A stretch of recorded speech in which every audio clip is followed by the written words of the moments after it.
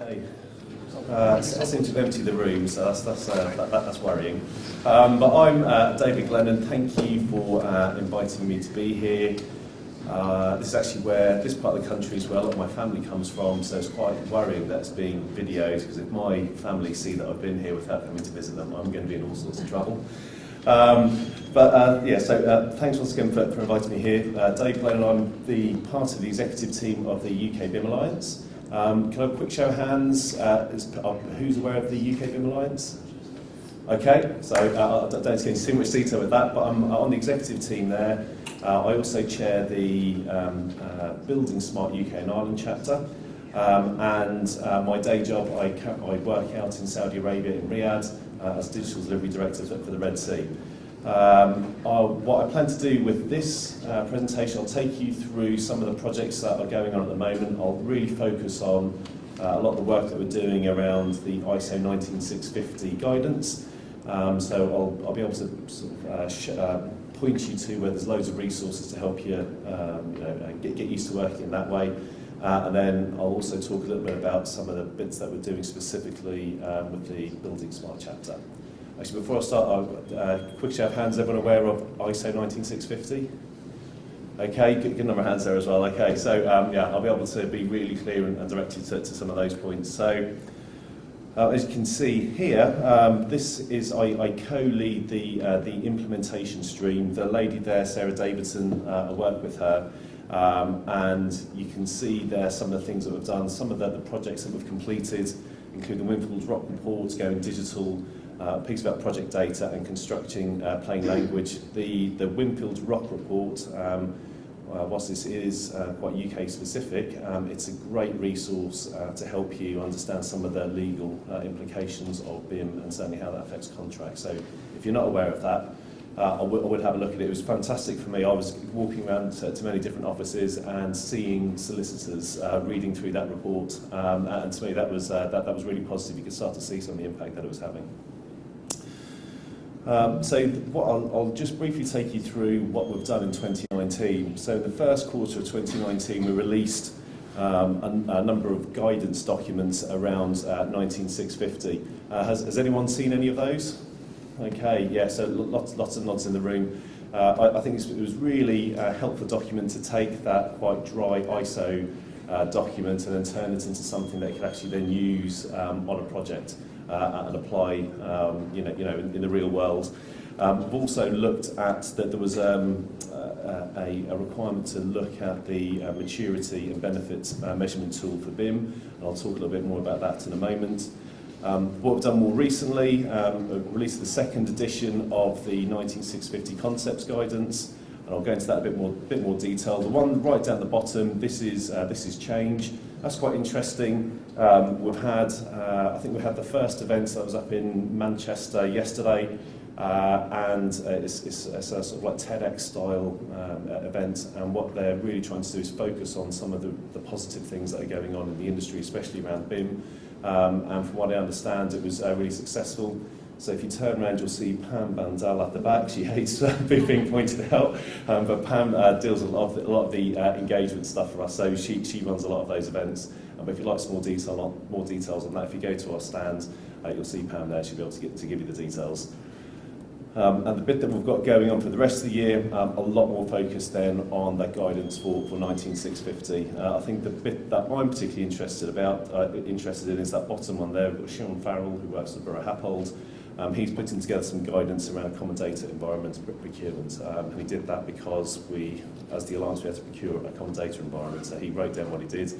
I've got that checked, and it seems to be quite a popular topic. But that's one to look out for. So with regards to the 19650, I was involved with parts of it, and it was really interesting to see how the groups came together. So on the bottom bit there, we had UK BIM Alliance, the Centre for Digital Build Britain, and the British Standards Institute. Is everyone aware of CDBB? Yeah? Okay, plenty of nods there. So the three groups came together to understand what we were going to do around ISO 19650. I think the role that the Alliance played in that was around the guidance note that you're seeing. So that's become the sort of big project for us this year. So I should also mention that the Alliance is all the people that put in the time and are doing it on a volunteer basis. So we're having to, pull on resources and people's spare time at weekends and evenings in order to pull that guidance together. But what the groups did is ask the Alliance to do that, put the guidance together and then publish that. And I think it's been, pretty well received. I've had some good feedback even today, especially about how it prints. So sort of learned something there. But it was done through 3 groups. We've got the authoring group. We then had a number of focus groups, and that's where we started to get feedback to make sure it was applicable. You'll see in a moment how to get involved. If you're interested in being part of any of those groups to help improve that guidance, we'd absolutely love it.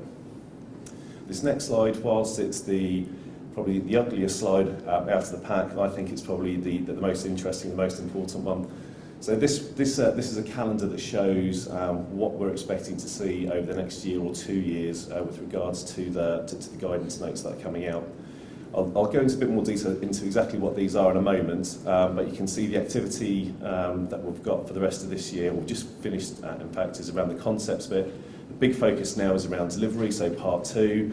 And you'll see we've got a number of additions that we're doing there. So you'll see something come out. The way that we're doing it is we're trying to be a bit more agile. So you'll see something come out, we'll get some feedback from industry, then add some more information to those booklets. So you'll see a number of additions through the year.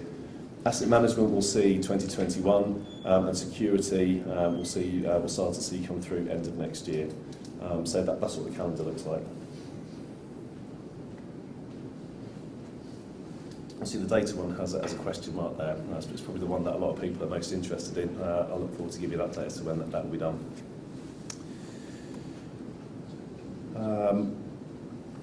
So this just give me a little bit of information around what is in that first edition that came out, or second edition that's come out around the concepts. So a quick show of hands, who's had a look at that? Okay, so there's a few there. I'd recommend, you'll see the website down at the bottom, UK BIM Alliance website. I'd absolutely recommend just go to that, download these guides. I think they're written in fairly plain language. You don't have to be an expert to understand what's going on there. But I'd absolutely recommend getting in there and looking at those guidance documents. We can see there the types of things that they do there. The legal and contractual guidance note, again, I thought was really important. I think it started to turn some of those concepts into something you can then go and manage a project with. The bit that's just coming out now is around the process for project delivery. Has anyone had a look at this slide, at this document? Okay, one, yeah, and I've just found, so when it says here, easy to navigate, the PDF download, yes, it is easy to navigate, but we've just found out that it's not so good when you're printing. I've updated it. It's been updated, look at that. So we had the feedback an hour ago that it wasn't so great to print, and it's been updated on the website already. Very good. But perfect, a great example of starting to get some feedback from industry on how to improve it. So already that's been done, but if you do get a chance to have a look at it, see the email there at the bottom. Absolutely love feedback because that's how we're going to keep these documents alive. But you'll see in a couple of slides some of the detail that's in there, but I think this one really starts to bring it to life. Just so you're aware, it's broken down into 3 areas. So the first one is about understanding what your role is in delivering a project. The next one's around key themes. For example, what is a common data environment, and then the bottom one is around the legal bit and the things that you need to start to insert into your contracts. So I keep talking about contracts and legal. It's not my favourite bit, but I'm always looking for something that will make my life easier. So again, I can use this with commercial teams and legal teams to get this stuff put into the work that we're putting out to the market. So this is what went out earlier this year, so understand what the team context is. Hopefully, for those who have read the documents, you'll recognise some of these diagrams. So it took me a little while to wrap my head around it, especially when you're looking at that dry ISO, but I think the guidance notes has brought that to life, so we're understanding exactly what the roles of all the different people are. The next slide is really busy, but what this is showing is what the responsible parties are responsible for. It's all colour-coded, so it becomes quite easy to understand what you need to do in order to deliver a project. Again, I've used these in kick-off meetings and project meetings, just to make sure that everyone's really clear with what we're expecting them to do. There's a slide there. Okay. But again, yeah, the stuff that you're seeing in there is really practical. So this is what's just gone out. So you'll see what's going on in the different areas. We're starting to see the bit come through in common data environments, and again a bit more then on the legal side.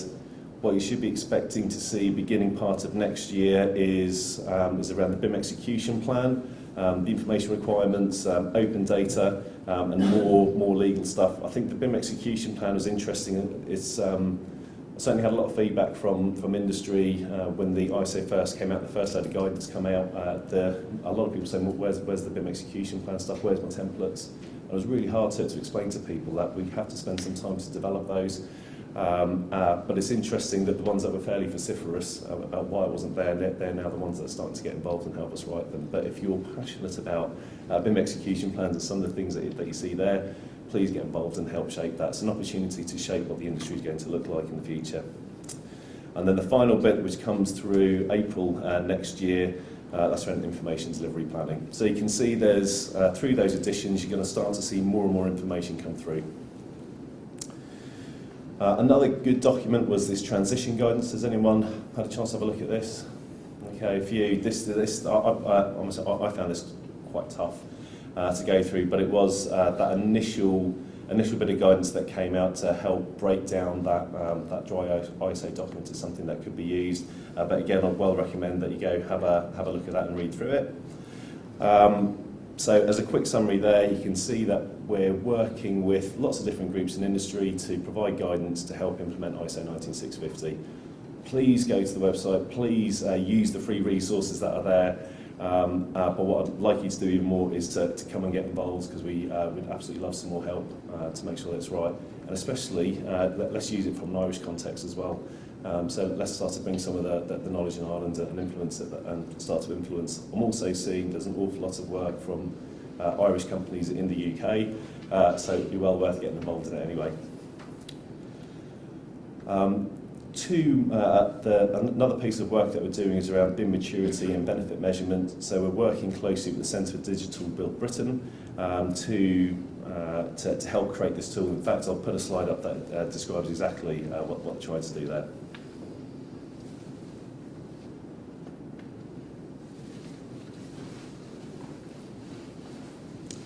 You can see there was a gap there for maturity and benefit measurement tools. So we're working with a number of partners to go create that, get it out into industry. Again, if that's the type of thing that you get excited about, they're keen to have people to come in and help create that.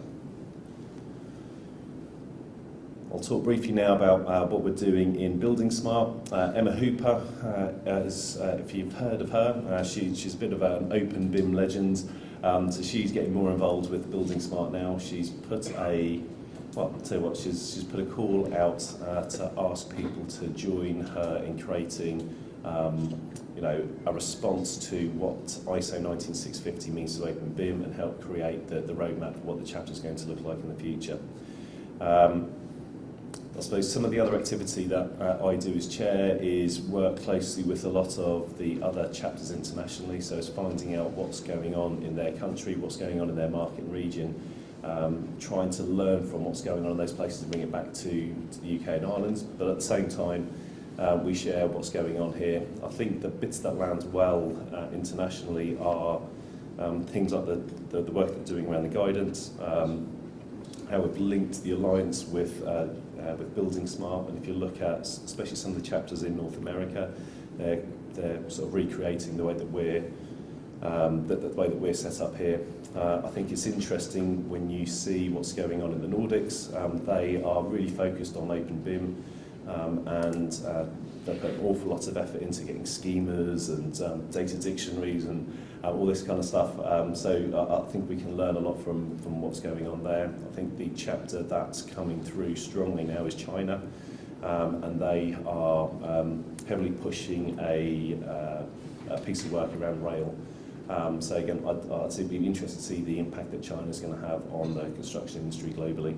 Anyway, so we've got a piece of work that's going on at the moment. I think the last time I spoke at CitA, there was a lot of interest in the personal certification that was coming through from buildingSMART. We've had a number of goes at getting that certification project up and running. We've sort of struggled to get momentum. Part of that's due to not being able to get enough people involved on a voluntary basis to help turn that into a project. I think we've cracked that now. We've got Phil Reed from Man and Machine, which is a training and accreditation company. He seems to have got the people together. He's put in a fair amount of his own resources into making it happen. But he's now put that plan together to create that personal certification for through buildingSMART for Open BIM. The other thing that I've liked, I've enjoyed seeing him do, was start to look at the Competence Framework. So the personal certification piece sits here, and that's the bit that he's doing with buildingSMART International. But the way he started to look at it is how can we then turn that into a qualification? How can we turn that into certification and accreditation? So he's been working closely with UCAS, which is the UK accreditation body, to work out how to do that. I've been speaking to a few people here to find out what the Ireland equivalent to that is. I'm going to go join those together. But finally, I'm starting to feel happy now that this project seems to be up and running. The bit that Emma's doing, which I've already spoken about, is she's trying to pull a number of people together to tackle how ISO 19650 fits with Open BIM, and she's really looking to reignite the chapter. So a communication went out through Twitter, a number of channels a couple of days ago. We've already got 20 people who want to be involved, which is the first time everyone's got really excited about buildingSMART. I'll make sure that I'll speak with Alan Hoare so that you can get it out to the channels in Ireland. I'd like to see a bit more representation from Ireland in that group. But we're almost out of time. So this is how to sign up. But probably another way to do it is, here's how to get involved with UK BIM Alliance. So there's a number of ways to join the conversation there. I really encourage you to do that, because A, we need the help, and B, I need to make sure that aligns to what's going on in Ireland. And with that, I'll finish. Thank you.